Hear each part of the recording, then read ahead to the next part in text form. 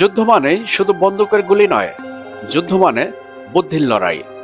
ইতিহাস বলে, যিনি শত্রুর অর্থনীতি ভাঙতে পেরেছেন তিনি শত্রুর সেনাবাহিনীকে পরাজিত করতে পেরেছেন।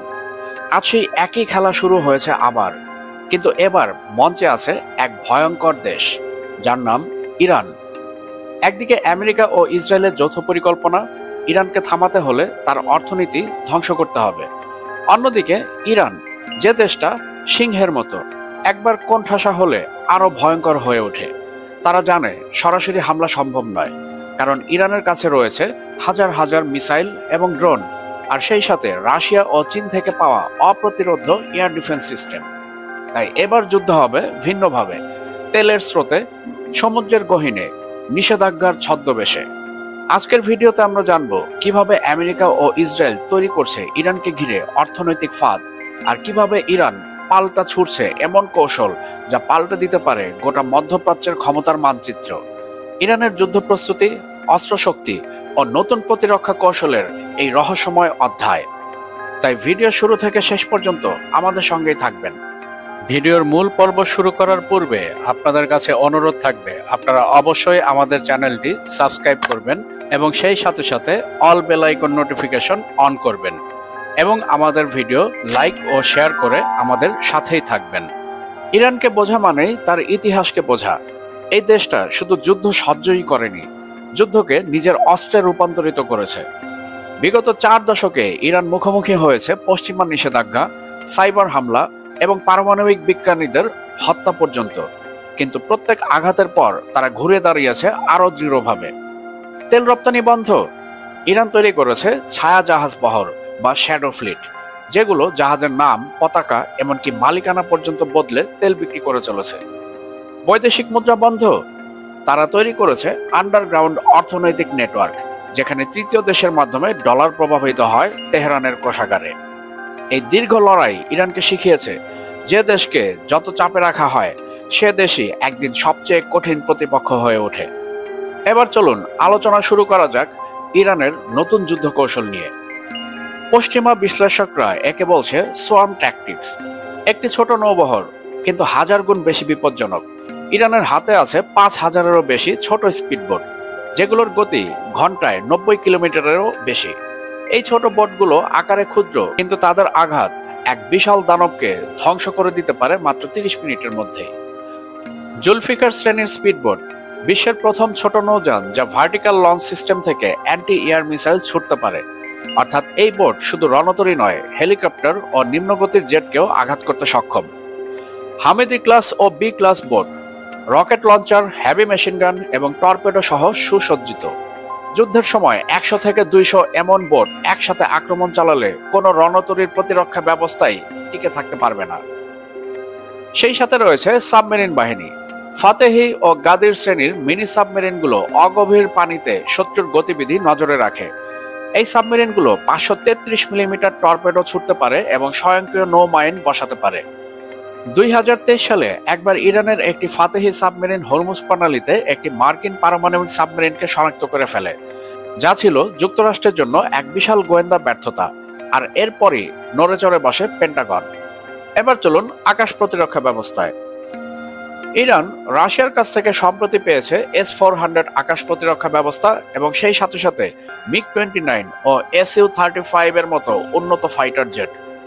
তাছাড়া চীনের থেকে পেয়েছে HQ-9 এর মতো উন্নত আকাশ প্রতিরক্ষা ব্যবস্থা এবং জে-10C'র মতো ফাইটার জেট, যা ইরানের আকাশকে এখন প্রায় অপ্রবেশযোগ্য করে তুলেছে।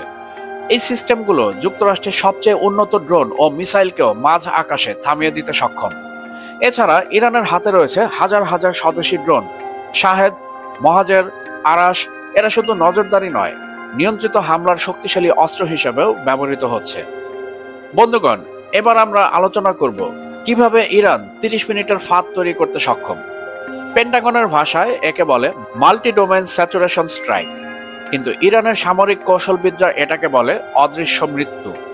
ধরুন একটি মার্কিন রণতরী পারস্য উপসাগরের শান্ত পানিতে প্রবেশ করল। তার চারপাশে আরো বিভিন্ন নৌযান, রাডার, স্যাটেলাইট সব নজরদারি চলছে। তবুও পানির নিচে লুকিয়ে রয়েছে 20টি ছোট সাবমেরিন, আর উপরে ছুটে আসছে শতাধিক স্পিডবোট। প্রথম 5 মিনিটে স্পিডবোটগুলো শুরু করবে রকেট হামলা। দ্বিতীয় 10 মিনিটে আকাশ থেকে নেমে আসবে ড্রোন স্কোয়াড, যারা একসাথে 50টি অ্যান্টিশিপ মিসাইল ছুটতে সক্ষম। তারপর পানির নিচ থেকে সাবমেরিন টর্পেডো ছুড়বে রণতরীর বেল্টে। আর শেষ 10 মিনিটে রণতরীটি পরিণত হবে আগুনের এক খণ্ড লোহায়। এটাই ইরানের অসম যুদ্ধ কৌশল, বড় বাহিনী নয়, একযোগে ক্ষুদ্র কিন্তু সমন্বিত আঘাত।